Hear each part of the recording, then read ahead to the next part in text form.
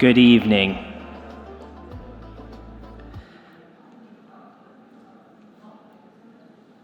Aga Khan Health Board for Canada Chair Amina Lalani, Dr. Naznin Khimji, Ashif Jamani, Dr. Bobby Yanagawa, distinguished guests, sisters and brothers, and everyone present here today, Ya'ali Madat, good evening, and welcome to Protecting Our Hearts, Preventing Heart Attacks in the Ismaili Community. My name is Nahid Jivraj, and I'm a cardiovascular intensive care physician at Sunnybrook Hospital, and I serve as the chair of the Aga Khan Health Board for Toronto. I would like to start by acknowledging that the land we are meeting on is the traditional territory of many nations, including the Mississaugas of the Credit, the Anishinaabe, the Chippewa, the Haudenosaunee, and the Wendat peoples, and is now home to many diverse First Nations, Inuit, and Métis peoples. We also acknowledge that Toronto is covered by Treaty 13 with the Mississaugas of the Credit. To ground our conversation this evening, I'd like to share a reflection from the late Karim Aga Khan, delivered at the inauguration of the Aga Khan University Hospital in Kampala, Uganda in December 2015, a vision that continues to guide our work, particularly surrounding health promotion. Quote, "It's important to keep in mind that disease is changing in its nature. We are more and more confronted in modern society by non-communicable disease, and therefore, in the decades ahead, we'll be concentrating through the Aga Khan Health Network and other medical institutions in dealing with non-communicable diseases. And I refer to diabetes, hypertension, cardiovascular disease, mental and neurologic illness, cancer, among others. These are the areas where we must concentrate properly to serve the future generations of society. Modern medicine is expensive, but it is our responsibility to make it available to the entire population." As I reflect on this quote shared nearly a decade ago, I'm reminded of two things. First, we are fortunate to live in a country with a universal healthcare system that supports us when disease strikes. And second, the importance of taking ownership of our own health, particularly in preventing non-communicable disease. It is in this context that we are here today focusing on cardiovascular health. So this evening, we will hear from speakers who have a deeply personal and professional connection to the impact of cardiovascular disease, and who not only envisioned this event, but helped bring it to life. Dr. Naznin Khimji, Ashif Jamani, and a global leader in cardiovascular medicine, Dr. Bobby Yanagawa. After the event, there will be an opportunity to sign up for cardiovascular screening, organized graciously by Dr. Yanagawa and his team. If you are interested, and especially if you have not recently been screened by your family physician, please visit the sign-up desks at the end of today's session. You'll see that there's two desks at the back of the room. The one with no laptops on it, to my right or behind you to your left, will be signing up for screening. And on the other side, for those who do not have a family physician, there are two computers at the back there, and the individuals on those computers can help you find one. With that, it is my pleasure to introduce the first of our two speakers, and that's Ashif Jamani. Ashif Jamani, as I've learned tonight, is a master craftsman who creates exceptional menswear and cultural experiences at his Toronto atelier. A dedicated community organizer, he has served on the Aga Khan Youth and Sports Board and continues to support outreach and engagement across the Jamaat. A lifelong athlete, Aashif survived a heart attack caused by coronary artery disease 16 years ago and continues to manage ongoing cardiovascular disease. His personal journey inspired him to raise awareness within the Jamaat, and through his friendship with Dr. Yanagawa, he has helped us to launch efforts to educate and screen community members for heart disease. With that, please welcome Ashif Jamani.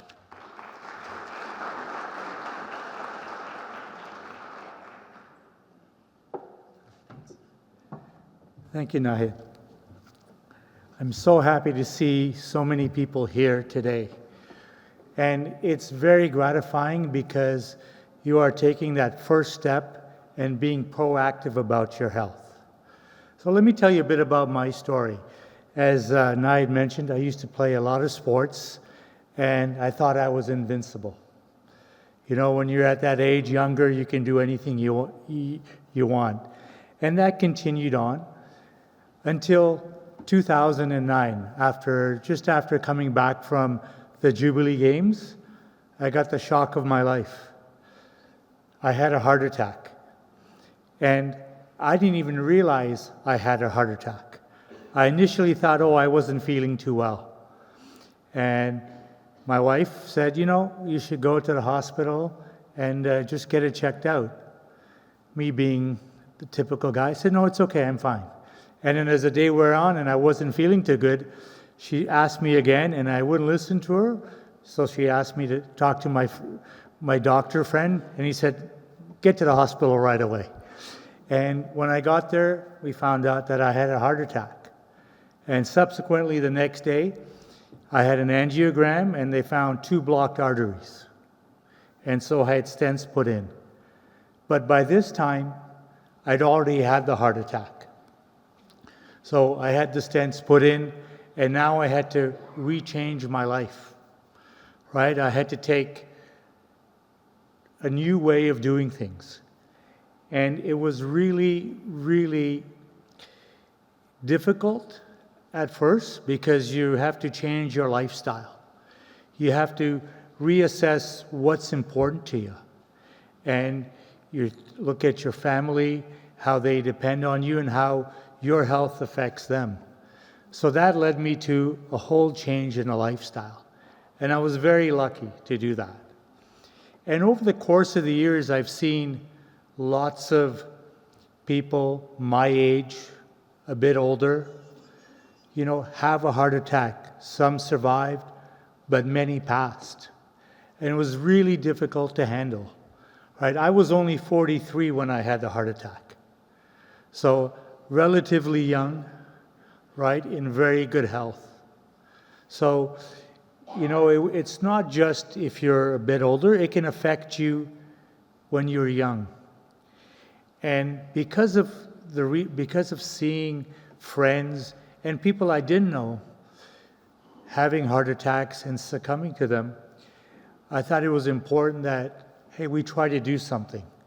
We try to raise some awareness and try to be proactive about it. For me, it was a reactive behavior. I had the heart attack, and then I had a lifestyle change. But for many of us who haven't had that yet, we can be proactive. And luckily, my good friend here, Bobby, we were having talks about what we can do and how we can help. I specifically asked him how we can help our community. And Bobby, being just the first-class gentleman he is, said, yeah, let's figure out how we can do that. And with that, I had the introduction with Naznin, who will share her story. And together, we were able to set up an event like this today to start off with, so we can help you be more proactive. You have the ability to get a screening, which I really recommend that each of you do. But this is a really difficult thing to do and to get with our medical system. But the one thing about us being here in Canadians is that we're lucky to have healthcare and a really good system and a lot of resources. Sometimes we just don't utilize them. And I've learned through discussion with Amina and Nayad, like the health board is doing some amazing things that sometimes it just goes, it's hard to, we just skim over it, but today you'll have an opportunity to get a family doctor if you don't, and you'll get a cardiac training session. So I want to keep it brief.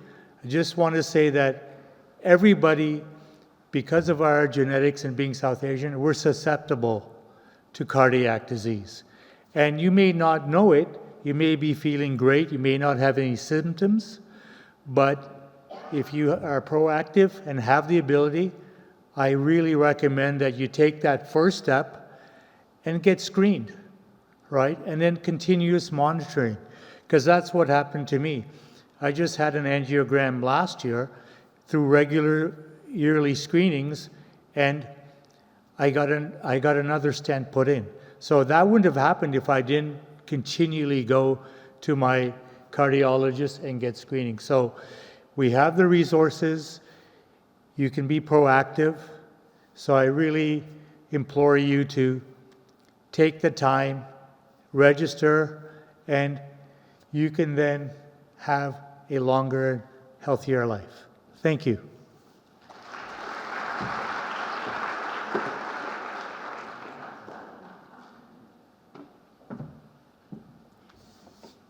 Thank you very much for sharing your story, Aashif. Next, I'd like to introduce Dr. Naznin Khimji. Dr. Khimji is a double board-certified facial plastic surgeon. She completed her BSc and MSc at the University of Toronto, earned her MD from the University of Calgary, and completed residency in head and neck surgery at McGill University. She later returned to the University of Toronto for a fellowship in facial plastic and reconstructive surgery, becoming the first fellowship-trained female plastic surgeon in Canada.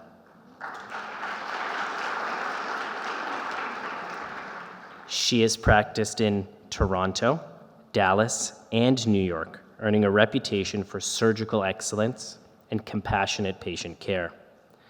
In recent years, she has devoted much of her time to philanthropic and cultural work, contributing to organizations such as the Asia Society, the Dallas Museum of Art, the Aga Khan Museum, the Aga Khan Foundation, Mount Sinai Hospital, and UT Southwestern. She also leads real estate development projects in Manhattan and has long been an advocate for healthy living and wellness. With that, please welcome Dr. Naznin Khimji.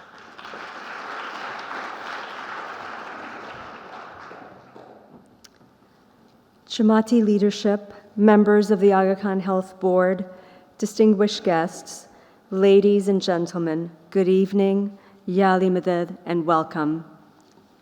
Thank you for joining us tonight in the middle of a busy week. I'm truly honored and humbled to participate in this educational session and in the inaugural program dedicated to protecting our hearts and preventing heart attacks here at the magnificent Ismaili Center in Toronto. This initiative would not have been possible without the full support of our Jamati institutional leadership and the Aga Khan Health Board. I'm deeply grateful for their swift and wholehearted partnership, despite the many personal, professional, and institutional commitments they carry. I have also profound respect for the volunteers and appreciate their tireless hours that they've put in to make these meetings and seminars at the Ismaili Center possible. My hope is that together we can raise awareness of heart disease, save lives, and create meaningful opportunities for our Jamaat to live longer and healthier lives. It is now my privilege to introduce Dr. Bobby Yanagawa. He is the head of the Division of Cardiac Surgery at St. Michael's Hospital and the program director of the Division of Cardiac Surgery at the University of Toronto. Dr. Yanagawa earned his BSc and PhD from the University of British Columbia, followed by his MD and cardiac surgery residency at the University of Toronto. His research training includes fellowships at the University of Wales College of Medicine in Cardiff, the National Cardiovascular Centre in Osaka, and St. Michael's Hospital in Toronto, as well as an advanced vascular fellowship at Mount Sinai Hospital in New York. His clinical and research expertise includes surgical revascularization and valvular heart disease. He has authored more than 90 peer-reviewed papers, 50 reviews, and 15 book chapters in leading journals and textbooks. He is a past recipient of the AATSC Walton Lalehi Award and currently serves as the director of the Canadian Society of Cardiac Surgeons, Equity, Diversity, Inclusion Task Force, and the National Residency Boot Camp. If that wasn't enough, He leads Operation Heart, a nonprofit that creates pathways to cardiac surgery for talented youth facing systemic barriers. Now that you know how exceptionally trained and accomplished Dr. Yanagawa is, I would like to share how I came to meet him and how this program was born.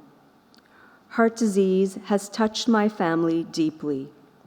3 years ago, I met Dr. Yanagawa when he saved my mother's life. She became critically ill and required emergency heart surgery. When she was transferred to St. Michael's Hospital, the ICU physician told me how fortunate we were that Dr. Yanagawa would be performing the complex, life-saving operation she needed. She not only survived, she has thrived. Since that day, Dr. Yanagawa has become a friend. A few months ago, he reached out and asked if I would join him and his friend, Ashif Jamani, in an effort to educate our Jamaat about heart disease. I immediately agreed and reached out to our leadership for support. Just 2 weeks after that conversation, I lost my younger brother to a heart attack. Although he had been a marketing director and owner of a marketing company, he had been an athlete all his life. He trained daily, played hockey into his adulthood, played AAA baseball growing up, and practiced martial arts since his youth. He was found unresponsive at the gym and could not be resuscitated. Heart disease is preventable, yet it is the most common cause of death and disability globally. South Asians and Ismaili South Asians in particular are at 5 times greater risk of developing heart disease and tend to present 10 years earlier than other ethnicities. The need to educate, empower change, and screen our Jamaat and surrounding communities is urgent. I do this work in honor of my brother. And with that, I call up Dr. Yanagawa. Thank you.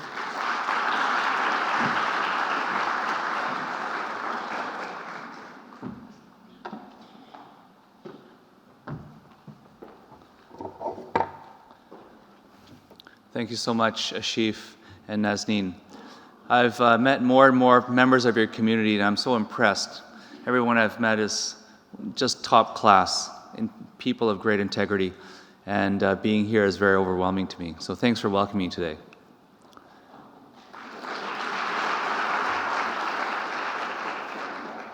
Okay, guys, I'm just a plumber. I'm really just a mechanic. That's all I am. I'm a simple person. I'll tell you a story as well. One day I was very young,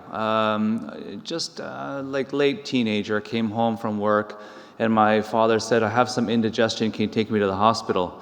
And I said, what are you kidding me? Indigestion to the hospital? Go to sleep, I'm not taking you. So he said, no, take me. I took him to the hospital, he was having a heart attack, of course. He had emergency bypass surgery, and he's still alive today. So the only reason I became a heart surgeon is because I felt so guilty. And that's the truth. I lead a group of 5 surgeons at St. Michael's Hospital. We do 1,200 cases a year.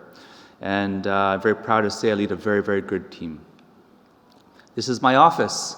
This is the operating room. We train residents. This is my resident, Malak Al-Batarni, superstar. We're mechanics. We fix the heart, we fix the engine. The thing is, it would be like taking your car to the mechanic and saying, can you change a spark plug? The mechanic says, no problem. But you say, but I have to keep the engine running the whole time. The body has to keep running.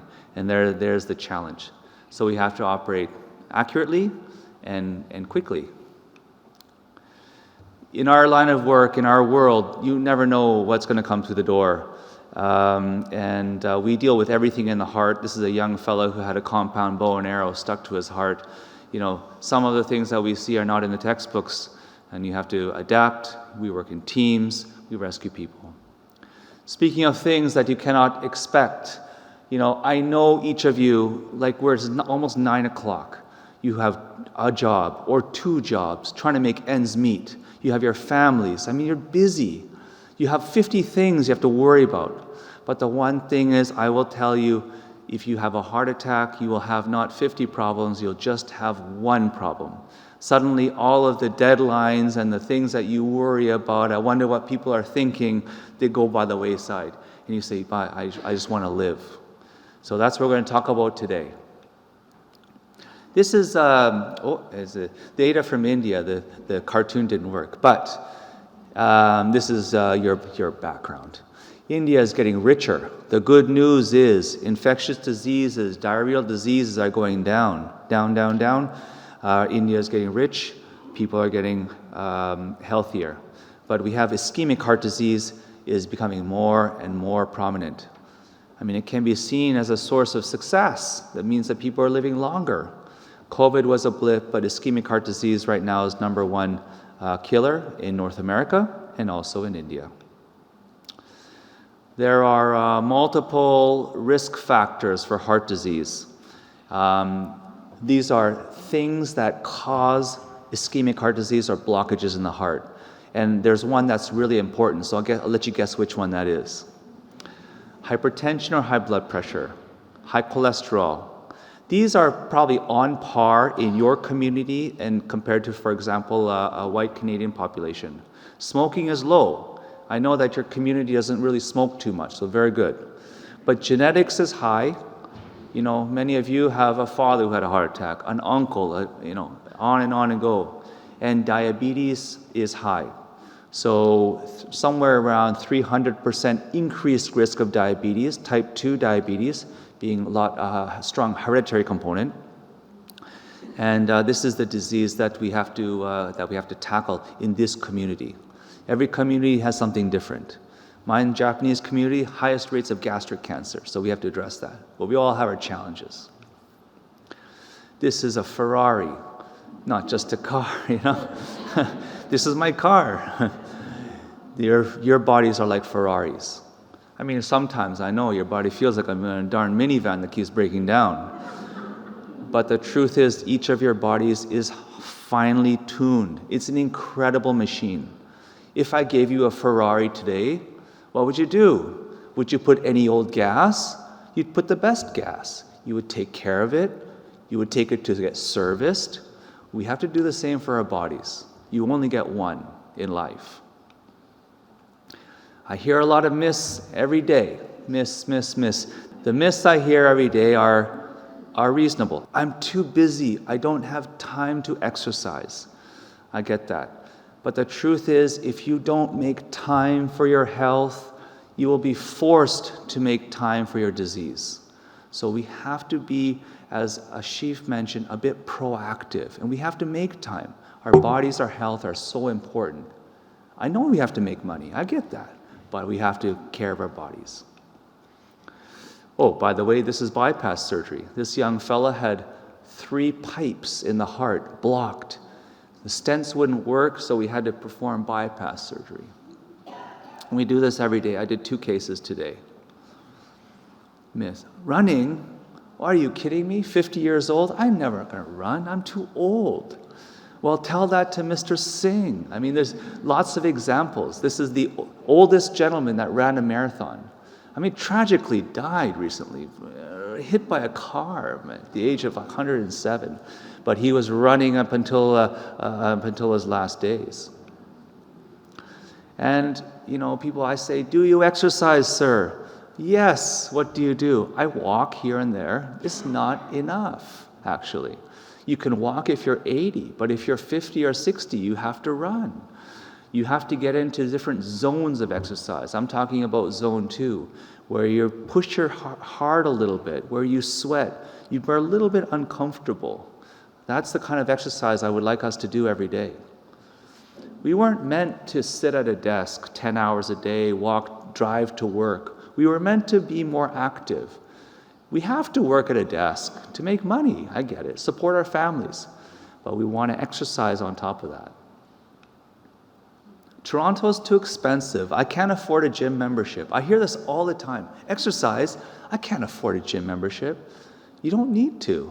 Just put on some shoes and run outside. It's free. And this is your imam. You know, the imam at age 54. Don't listen to me, listen to your spiritual leader.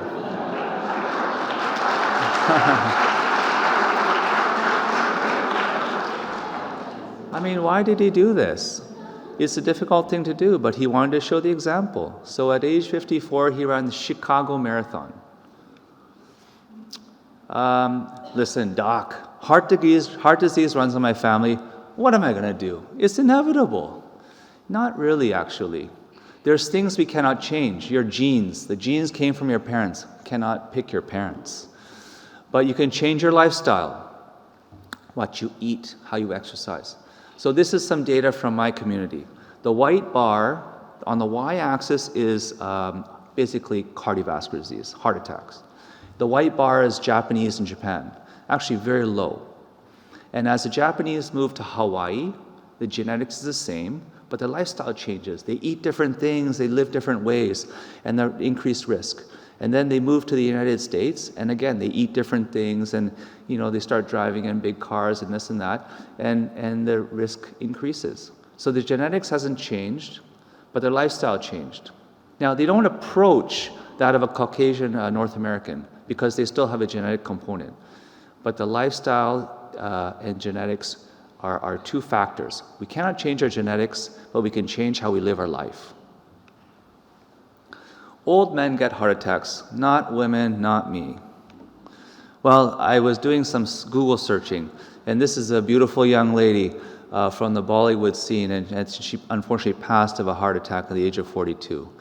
Women are actually protected up until menopause from estrogen, but after menopause, the rates of cardiovascular disease in women approach almost that of men. So even if you're a woman, you have to be careful. And even if you're young, you have to be careful.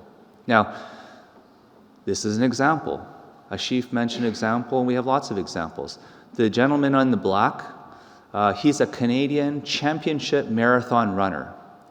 And there was some animation, but that's okay. So he was running marathons. His time was coming down. He was getting some tightness. He got some testing done. Sure enough, he had critical blockages in his heart. A marathon runner in his 40s or late 30s. So it came to me for bypass surgery. You can't see it, but there's a little, now I'm going to use this. There's a little red mark right there, which is my incision. So he had bypass surgery, and he was worried. He said, what am I going to do? I'm a runner. So later that year, he ran the Boston Marathon. He ran a 3:30, which is slow for him, fast for most people. And then the next year, he ran the Chicago Marathon, and he ran a three-hour marathon. So I said, Ian, you should email Guinness Book, because that's probably the fastest time of a marathon post-bypass. So in fact, he did, and he got the record. So he won the world record for a marathon post-bypass. More myths. Oh, doc, I don't like to eat. I like my traditional diet. I'm not changing. You're not gonna make me eat couscous and celery sticks. You don't have to do that. You don't have to change. You respect your culture, your food. The Ismaili community actually offers some advice on how you can make small changes. You can eat the food you love, but make small changes just for your health. So listen, I'm not here to lecture you. It's 10 o'clock and 9 o'clock. I'm not here to lecture you. But each of us can make a small change. It's not perfection. It's just progress. These are things that I'm doing myself. I know I have a family history of heart disease, so I'm also doing these things. So number one, you can think about skipping breakfast. Skip breakfast. That means you're fasting from dinner till lunch. So I do this most days. You don't want to do this if you're diabetic. But if you're not, you may consider this. Caloric restriction overall. And I'll tell you a little bit about calories. Daily exercise. As I mentioned, you have to look at how you live your life. Are you active? Are you sitting at a computer 12 hours? We have to infuse exercise in small ways into our lives. Get a checkup.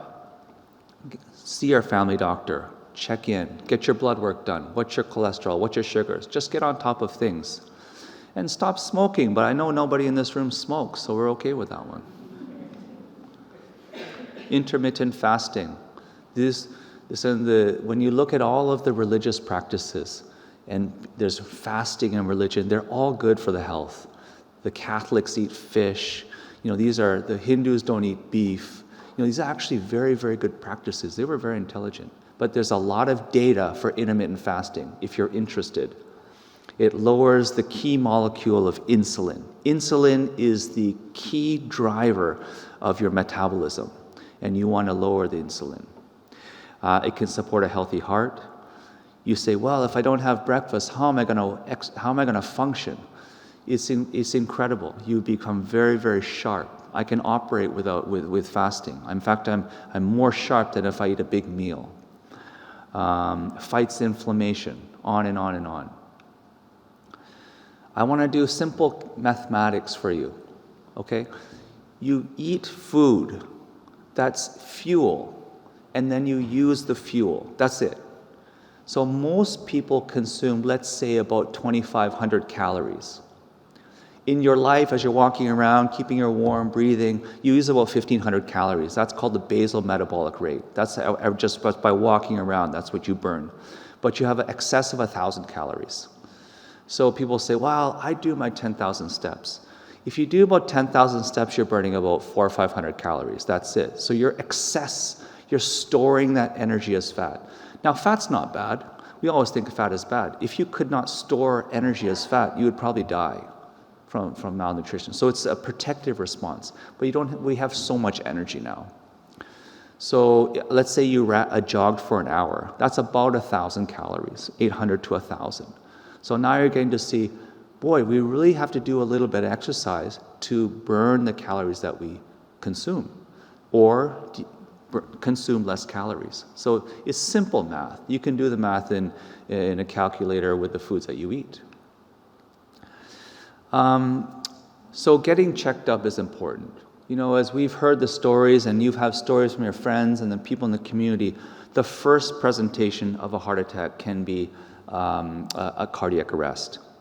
The first presentation of heart disease can be a heart attack. So people can be totally asymptomatic, and I see people every day who were walking around just fine, and they have a heart attack and they have a cardiac arrest. So it's important to get checked up. That's all I wanted to say. These are my contacts. You can email me. We have some sign up at the back of the room. If you don't have a family doctor, if you think that you have some risk factors, if you're curious about your health and would like to get checked out, we're happy to facilitate that for you. Thank you very much for your attention, and looking forward to the Q&A.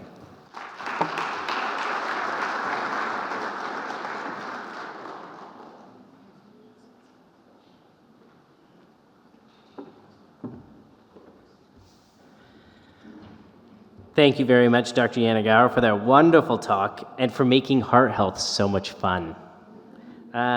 We'll now move to the question and answer period. Thank you to those of you who have already submitted a question.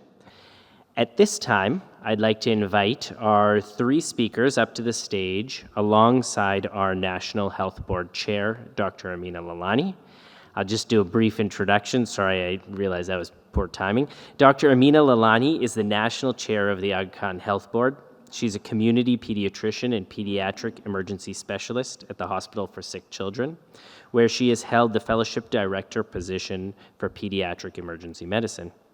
She was also the COVID lead for the mobile vaccine clinics at Women's College Hospital during the pandemic. She is focused on best practices in pediatric emergency medicine in under-resourced settings and has worked with the Aga Khan Health Services in northern Pakistan, Tajikistan, and Kyrgyzstan. Please welcome Dr. Amina Lalani and all our amazing speakers.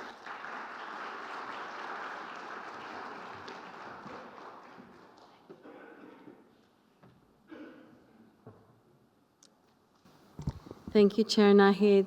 It's actually so wonderful to see this full room. You know, it's a Wednesday evening. We're so happy that you all took the time to be here and to listen to our wonderful speakers. I think we're going to have a really great question and answer period. I just thought I'd share a couple of things before we move into the Q&A. You know, the Health Board tracks mortality data from the Jamaat every single year. We look at the Mayat statistics and we see what is the Jamaat passing away from, and the number one cause is cardiovascular disease. So we know that it is the number one reason for our Jamaat to have serious illness. And as has been mentioned, our Jamaat has a really high genetic predisposition, whether you are from South Asia or Central Asia, that number is really high. And most of us probably have a parent or grandparent who died of heart disease. I just want to emphasize as well, one of the mandates of the Health Board, and our mandates come from the Imam, one of the mandates that we have is to make sure every Jamaati member has access to primary care. Because we know that if you have a family doctor, your family doctor can make sure you get screening for cardiovascular disease, for diabetes, for high blood pressure, for cancer. So if you don't have a family doctor, you're really at risk of not getting any of those screenings, with, of course, today being the important topic of cardiovascular health. I'm curious, if you don't mind, and if you feel comfortable, could you raise your hand if you have a family doctor in the room? That is so wonderful to see that most of you have a family doctor. I can tell you, we get sometimes 50 requests a week from our Jamaat saying, I need a family doctor. And we know we have many newcomer Jamaat, and Chair Nahid in Toronto and his wonderful team, they're connecting Jamaati members to family doctors every single week. So if you know someone who doesn't have a doctor, please approach us. Please come to the desk at the back, or please let them know this is what we do as the Health Board. We help find your family doctor so that you can get that cardiovascular screening. So thank you for sharing that. I'm really excited for our question and answer period. I'm going to take a seat and we can launch in, and thank you for sending in your questions as well.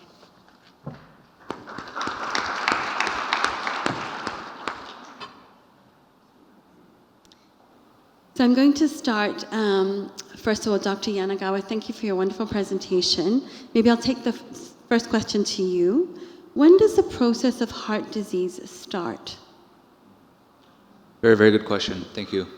So there's some actually pretty interesting data in the American military. During the Vietnam War and the Korean War, there were young gentlemen died during the war, and they did autopsy studies. And very interestingly, they looked at the hearts of these young people, very healthy, 20s and 30s, and they about 50 to 60% of those folks had very, very early fatty streaks in their arteries, so a little bit of plaques, a little bit of buildup, and about 5 to 10% had severe blockages in their hearts. So these processes happen early in life. So the earlier we can make good changes, even as kids grow up, the better off we are. And along those same lines, one of the questions that came in, I'm pretty physically active now, I eat well, I'm in my 40s. But in my 20s and 30s, I didn't have the best diet. It was probably rich in bad cholesterol. Is damage to my arteries reversible, or am I now at high risk for heart disease? That's a good question. So once the plaque is there, it's pretty much there. There are little bit of data on some medications such as statins that can reduce plaque burden, but it's there.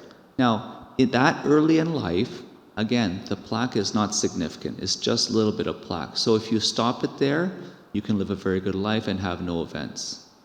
My message to you is that it's never too late.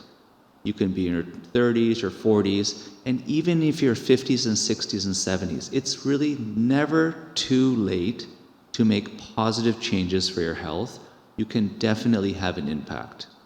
Thank you. I'm going to turn to some diet questions which have come in. What is, maybe Naznin, I can start with you. What is the role of fiber in heart disease? That question has come in. Fiber is very important for complete health, not just heart health, but in particular in heart health, it decreases high blood pressure, It decreases your low-density lipoproteins, the bad cholesterol. It actually decreases that number. It's anti-inflammatory. It decreases your glucose spikes, so it helps manage diabetes. And if you don't have diabetes, it decreases inflammation by managing glucose levels. It also makes you feel full, so you're satiated with less food, and so you're eating less calories. So it manages your diet. Beyond cardiac health, it's important for so many systems in our body, from neural health, mental health, gut health, overall well-being. So a high fiber diet is highly encouraged, and it's not that difficult to do. It's 4 or 5 servings a day. You can easily have some oats with some blueberries for breakfast, 2 vegetables a day. You can have chickpeas, you can have dal, have 2 fruits a day, and that's what you need on a daily basis. It's very easy to do, but you have to be organized and have those things available. Thank you. That's great. Dr. Yanagawa, anything to add on that subject? That's wonderful. Just to clarify, so fiber adds 0 nutritional value. You don't get nutrients from it, but it absorbs stuff. It absorbs bile. So your liver has to make more bile. And what does it make it with? Cholesterol. So your cholesterol goes down. It absorbs sugar. So it is really wonderful. It decreases risk of colorectal cancer. So you say, well, what should I be eating? I want you to eat healthy foods, organic foods, not foods that come out of a bag or a box that is sitting on a shelf for 2 years. Organic, natural foods that perhaps our forefathers ate and our ancestors ate. Those are the types of foods that we should be eating. Thank you. I'm going to add a couple of, Dr. Naznin asked me to speak as well as a pediatrician about what I advise children in my practice. And, something that I found is really easy for parents, and this of course applies to adults too, but for kids it's just color coding your meal. So I say take your dinner plate, half of it should be green. If half of it is green, a quarter is protein, a quarter is carbs, your child is getting enough vegetables. Because the number one dietary problem for kids is they don't want vegetables, they don't eat any vegetables, and then they end up with constipation, they end up with lots of other issues. And so that's sort of the Mediterranean diet. Like, you have about half your plate is green, it's vegetables, you're getting enough. So that's something simple that I tell parents of children. I also talk about screen time. So this all feeds into your cardiovascular health, 1 hour of screen time a day. Every time I say that, the kids look really guiltily at the parents. The parent looks at the child like, see, I've been telling you this, but 1 hour of screen time, then you have to get outside and you have to play and you have to be physically active. So kids are spending so much time on screens, they're not being physically active, they're not looking after their heart. It also has the impact on mental health. We know with COVID, they were inside, they were on screens all the time. So the more they can get out and just be healthy, just run around and play and not be on screens is super important. And then the sugary diet drinks as well, which are so prevalent. Just have water, okay? So those are some of the dietary things that I bring up for pediatrics. Ashif, what sort of dietary changes have you made in your life since having your heart attack? And some simple things that you could advise the audience. Yeah, so one of the main things was being more organized about meals. Because what happens is that when you're not organized about meals, you'll just eat anything, or if you're not cooking, then you're eating more fast food. So I think being organized and prepping your meals. So a lot more vegetables, as you mentioned, right? A lot less carbs, right? I'm also type 2 diabetic, so you have to be a bit more careful. So we've done a good job of having vegetables and proteins. But I think the biggest challenge is being organized.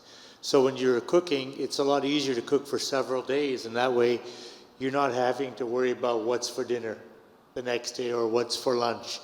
And you don't have to go outside to eat. So that makes the biggest difference. Thank you. Dr. Yanagawa, I think we'll move into some of the questions around testing. So what does cardiovascular screening actually look like? What should people get? So it's a good question. We understand the risk factors for heart disease: high blood pressure, high cholesterol, diabetes, smoking. So we want to test for those things. Adults should, every year or two, should get routine blood work. Check your CBC, make sure everything's okay. Check your cholesterol profile, including a new marker called lipoprotein A. You should get your sugars checked, not just your spot sugar or your fasting, but your what's called an A1C. It tests your long-term glycemic control. We should see what your symptoms are. Routine cardiac testing would be a stress test. Doc's going to put a few stickies on your chest and make you walk on a treadmill, and just make sure that you have a good exercise capacity and you have no symptoms. That would be standard testing. Wonderful. Can you talk about epigenetics, and can our food choices and exercise actually change our genes and their expression? We know that we are at high risk because of our genetics. Can we actually, make a change in our genes and their expression? Maybe Naznin, I'll come to you first with this question. I mean, epigenetics is really remarkable. I think when we went through medical school, it wasn't really a concept that was being taught. But in recent years, we've come to understand that while we may be born with the genes from our parents, and our eye color, skin color, hair color may be written, the way our body functions can change based on our environment, how we eat, whether or not we exercise and sleep, and we can have profound change in our body just based on how much we exercise and what we eat. And on a personal note, I have to say that I suffered from terrible migraine headaches for decades, and I went to see every neurologist and got the best medication, and I hit a wall. The medications weren't working. I was suffering from the side effects of the medication, and I finally found a board-certified neurologist who was also an Ayurvedic specialist. And she told me to change my diet, sleep 8 hours, and drink lots of water. And 4 days later, my life was transformed. She didn't give me new medication. I, in fact, stopped taking most of the medication. And I didn't have headaches. And it transformed my life. Diet, hydration, and sleep. And it was literally within 4 days I saw the difference. So it's very powerful, and it's very encouraging because you have those tools available to you. You can make choices about what you put into your body and how much you move your body. And that's very powerful. So your genes are there, but you have control over them.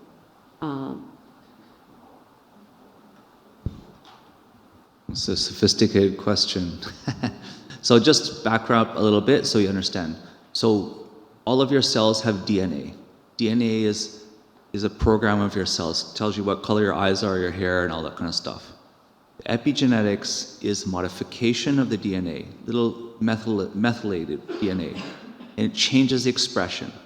So we've learned this kind of new information for us now, that you can, even though you have the same DNA, you can change the DNA such that it expresses different proteins. That's what we know as epigenetics. What was I asking? But you touched on something very important, and I only did the basics, but you touched on some other things that are really important for your overall health. So sleep, very important. And then social networks, family, friendships, these communities, so important, because isolation leads to depression, leads to all types of bad cardiovascular outcomes. So these are the types of things that we don't talk about as much, are very important. Stress. Work stress, other things stress. These are types of things that are just as important for your overall health and cardiovascular health. Thank you. You mentioned lipoprotein A earlier. Can you talk a little bit more about that and what does a high level mean if you have a high lipoprotein A?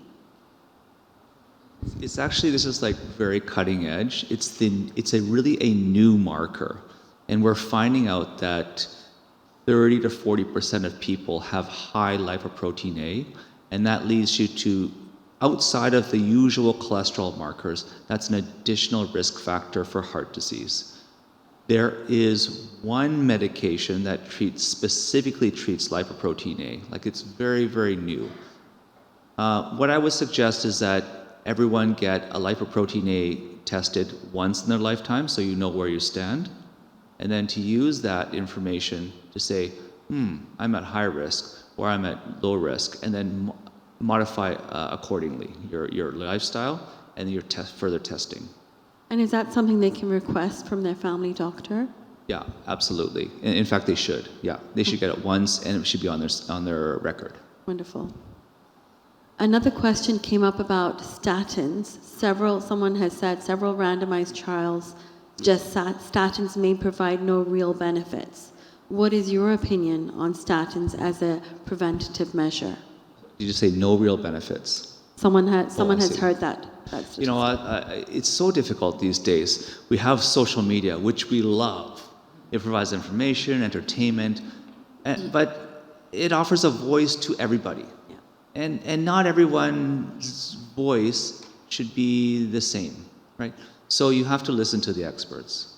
Statin medications are exceptionally good. They're the first line treatment for hypercholesterolemia. They are anti-inflammatory. There's many, many reasons why you should take a statin. Very few people, few people get muscle pains, about 1% get myositis, muscle pains, and there's some little bit of evidence linking statin use and diabetes. I think overwhelming data is in support of statins. I mean, I will tell you that I actually have normal cholesterol profile and I take high dose statins just because I know that data is so strong, and it's strong for decades. The longer you're on a statin, the greater the benefit. So with few exceptions, I think it's a very safe and effective medication for lowering LDL cholesterol. Thank you for clarifying that. Another question has come up about Ozempic. You know how widely that is now in use. Is it good or bad for the heart? What are your thoughts on Ozempic? So yeah, in the 1980s we had we just talked about statin. So statins came out in the 1980s. This pushed, cardiovascular disease about a decade or two. We used to do bypass surgery in 40 and 50-year-olds all the time. Now we learn, people stop smoking, exercise, and with statin therapy, we pushed it into the 60s and 70s. I think, this is my personal opinion, these medications like Ozempic have been around for a while actually. So there's no real terrible, harmful signal. We know that.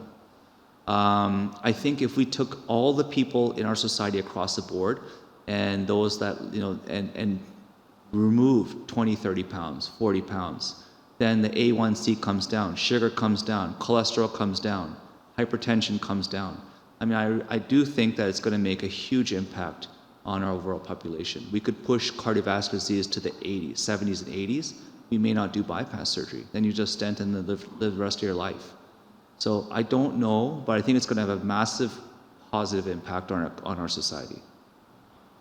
That's great. Aashif, I'm going to turn this question to you. When you had your heart attack, if you don't mind sharing, how did you know you were having a heart attack? Like, what symptoms did you have, and how can you warn others of what signs to look for? I actually didn't realize I was having a heart attack. So it happened in the morning, and I had this sharp chest pain, but I didn't think much of it. And after that, I actually just went to work. And I wasn't feeling too good, so I thought maybe I should eat something. But throughout the day, I was feeling really sluggish. In hindsight, I would say that if something happens or you're feeling some chest pain, the best thing to do is get it checked out. Your worst case scenario is that everything is okay, right?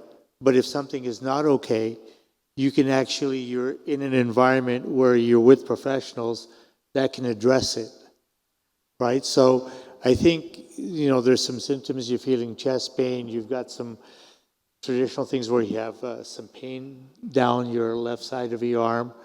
But if you're not comfortable and you think something is wrong, there's a really good chance you're right. So better to get it checked out. And we have the facilities.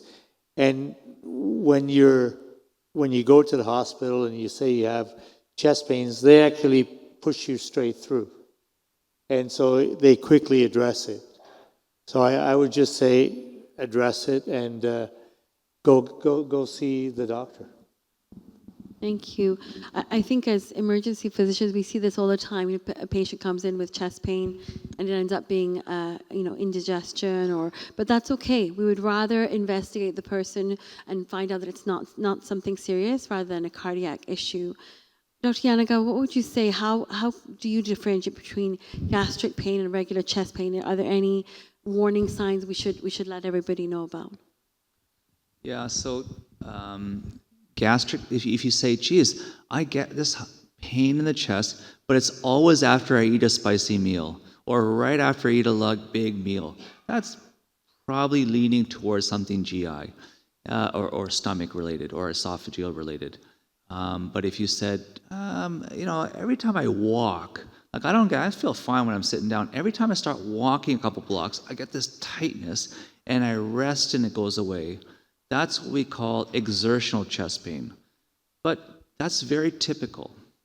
Lots of people are not typical. Women are not typical. Diabetics, because the sugar singes all the nerves, diabetics don't feel that chest pain. So, that's typical chest pain.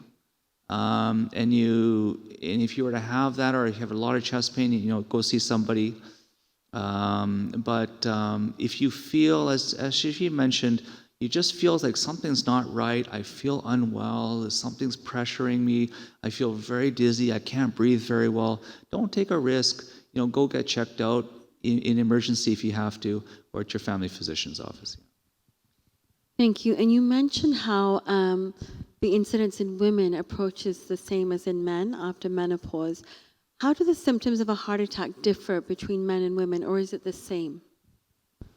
Women, it's a good question. It's harder. Women typically often have atypical symptoms, maybe pain down the arm, just up in the jaw, or can't breathe, or no symptoms whatsoever.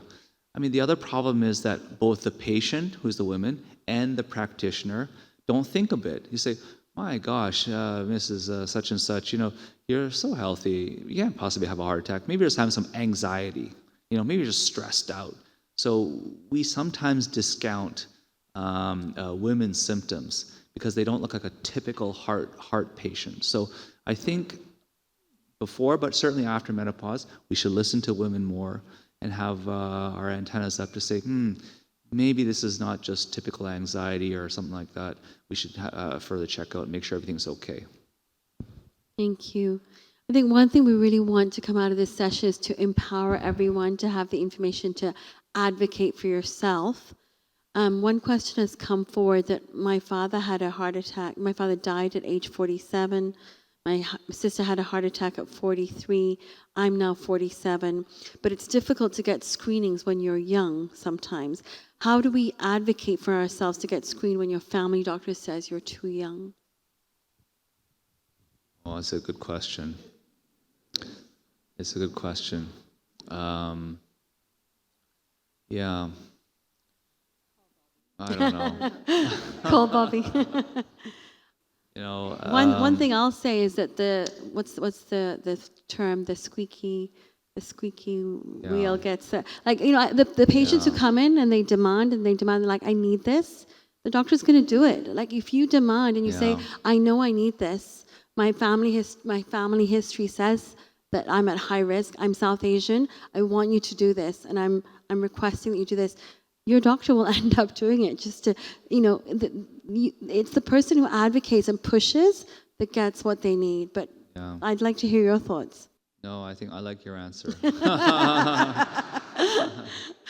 Especially if it's reasonable, right? Like what's we the are down- high risk. The facts are there, so we're bringing the facts. I mean, to the that forefront. family history is very It's huge. concerning. It's huge. Very for sure. concerning. Yeah.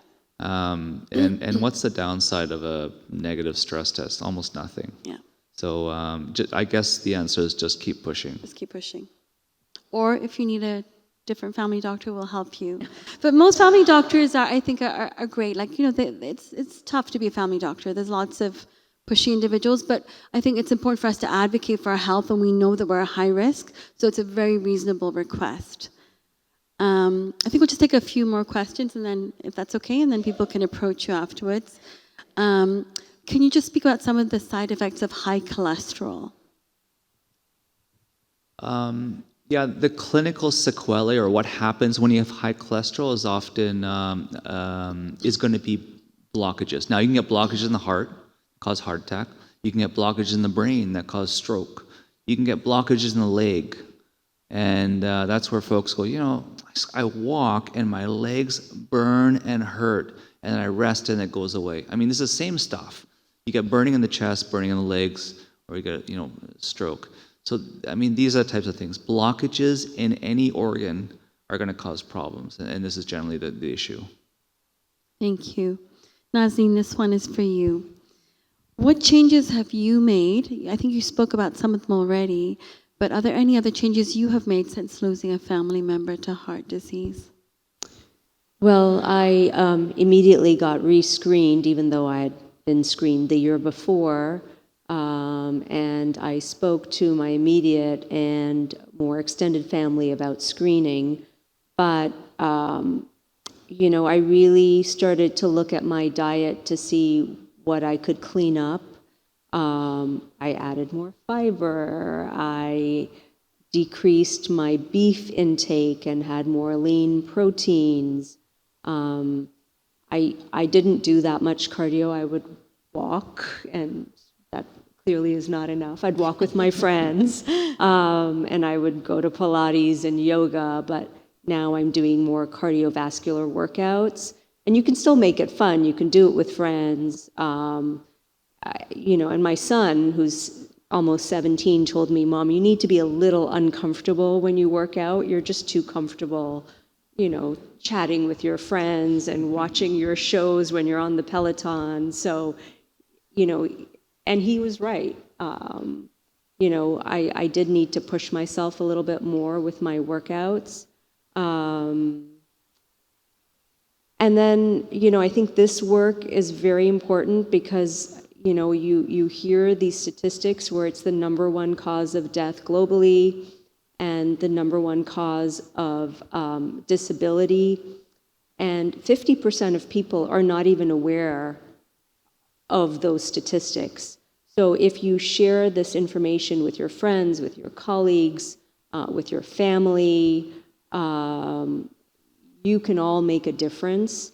And epigenetics is where it is. You know, you really can change your health based on what you eat and how much you exercise and rest. And so it was really important for me to do this to help educate our Jamaat, but also to bring down barriers to access.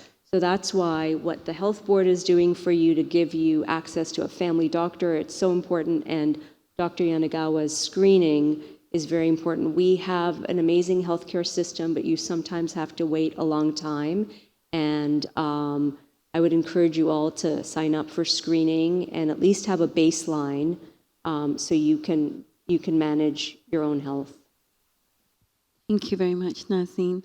Aashif, any last words that you wanted to share with the group? Well, I think Naznin just mentioned it. You're here.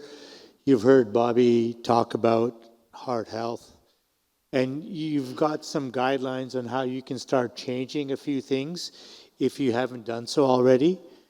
But I would also ask you to share this information with friends and family, right? You're getting it firsthand, and we're lucky to have this event and Bobby here. But now that you know some of the information and some of the things that you can do, you can share that with your friends and family so they could also benefit, right? And so that will start to get the ball rolling. And together, I think we'd like to have a movement where we're more proactive in our health. I think you talked about squeaky wheel gets the grease, which is totally true. The other thing is, I think you've always been told you are what you eat. And now this is a really important indication, right? The better you eat, the better your health can be. So I think if you take this knowledge and pass it on, I think that would go a long ways in helping our community. Thank you very much. Dr. Yanagawa, I wanted to give the floor to you for some last words before I call Chair Nahid back. Just want to say as well how wonderful it's been to have you here. We really appreciate the time that you're giving and tailoring it to our community so that really bringing up the risk factors that we present with. So thank you for that. But please, if you have any last words to share. Thank you. Well, it's just been a great pleasure to be here. Again, I think there's a wonderful community, and that's very important, community, so that no one's left isolated. I guess I'll say to everyone in here, we're all going to think of one little thing we can do. Just something, one little thing.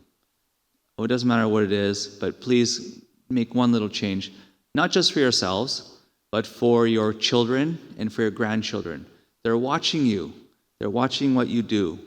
So they're going to mimic what you do, and we're going to slowly change generation by generation by generation. So we'll change, everyone here is going to change one little thing, doesn't matter what it is, and we'll work towards health.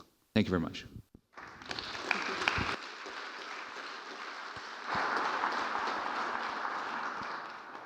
Thank you so much. I'm going to call Chair Nahid up to give some closing remarks.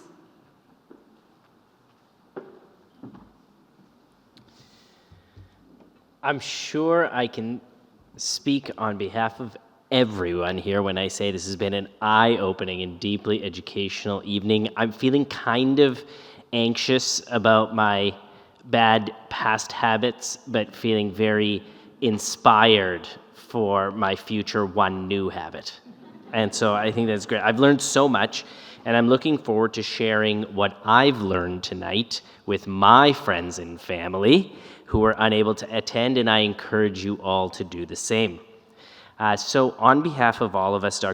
Yanagawa, we'd like to offer you a small token of our appreciation for your time this evening. Maybe Naznin, could I call you up to do the honors?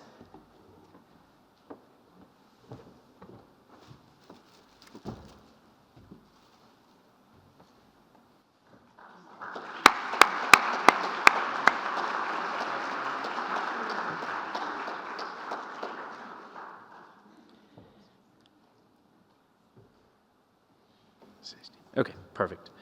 Okay, with the very few moments we have left, and I know that I'm standing between you and some food, healthy food, I'm always asked, what does the health board actually do? And so very briefly, I'd like to share 5 local initiatives and priorities, and I assure you we have a very large team doing a lot of work, but then it wouldn't be enough time. So we're going to focus on 5 things. So the first thing is health promotion. We regularly host events like these to increase awareness about communicable and non-communicable diseases. This year, our focuses included cancer screening, chronic disease prevention with a particular focus on heart health, and mental health awareness and stigma reduction. Looking ahead, and your photo was so perfect because in 2025, we're going to tease, or 2026, we're going to tease some new walking clubs inspired by Maulana Hazrat Imam's recent marathon to build both health and connection through regular group activity. So it's well timed. I know we planned that ahead. And so please look out for that in the new year. Second, newcomer health screening. We support newly arrived families in accessing primary care and navigating this complex healthcare system. This year alone, we have screened more than 500 of our newly arrived brothers and sisters, helping connect them to family physicians and mental health services. 3, mental health training. We provide tailored training for the volunteers and the leadership in our Jamaat to better support those who need it most. In fact, every single Mukyani Kamyanima has received some mental health training over the last 2 years. 4, the Health Navigation Service. We assist those without a family physician to find one, and we help individuals access mental health services, second opinions, or specialist care when needed. As Chair Amina nicely outlined, our team receives as many as 50 such requests a week, and a large team of nurses and doctors tirelessly help these individuals navigate our increasingly complex system. 5, just down the street is Generations Toronto. We are partnering closely with the Generations Toronto team to, inshallah, develop a first-of-its-kind primary care clinic that's integrated, collaborative, and truly grounded in the needs of our Jamaat. So we are always here for you, your families, and the entire Toronto Jamaat. The easiest way to reach us is through the Access line, which is available via telephone, online through the II Canada website, or in person at the Access desks in Jamaat Khana. Our target, though sometimes we don't meet it, is to get in touch with you within 48 hours. Before we conclude, there are many people to thank. First, on behalf of the entire Aga Khan Health Board, a sincere thank you again to Dr. Yanagawa for your time and expertise this evening.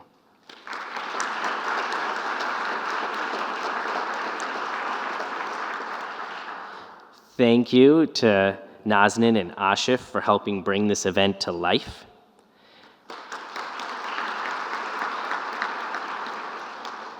Thank you to Chair Amina for a wonderful question and answer session. Thank you to Shafiza Ganji, the ICT hospitality team, our IVC volunteers, and the AV team for all your efforts in making tonight go out without a hitch. And most importantly, thank you all for being here, for your engagement, your questions, and your commitment to sharing this knowledge with your families, friends, and the wider Jamaat. You are our champions, and we hope you will carry these lessons forward and share them broadly. I think you've heard that like 5 times now. Okay, so I wish you a happy and healthy evening. Refreshments are now served in the atrium. Thank you, and Yali Madat.